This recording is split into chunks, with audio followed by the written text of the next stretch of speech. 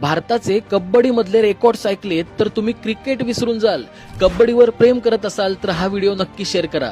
क्रिकेटमध्ये विराट कोहली, फुटबॉलमध्ये सुनील छेत्री, बॅडमिंटनमध्ये सायना नेहवाल आणि भालाफेकमध्ये नीरज चोप्रा ही सगळी नावं प्रत्येक घरात ओळखली जातात. पण कबड्डी बद्दल काय?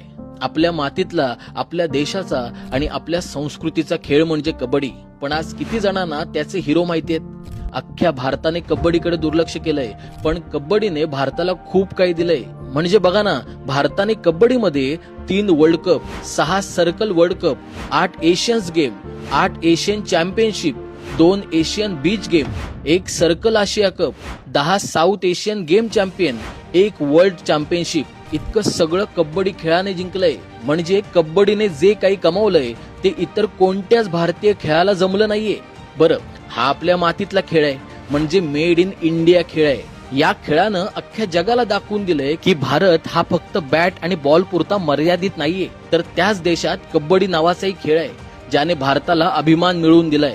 भारत कबड्डीत फक्त जिंकत नाही हो, भारत जागतिक कबड्डीवर राज्य करतो. म्हणून आता वेळ आली क्रिकेटसाठी वाजवलेली टाळी कबड्डीसाठी वाजवायची, आपल्या कबड्डीला मोठं करायची. म्हणजे प्रत्येक भारतीय अभिमानाने सांगेल की कबड्डी हा आमचा खेळ आहे. असं व्हावं असं जर तुम्हाला वाटत असेल तर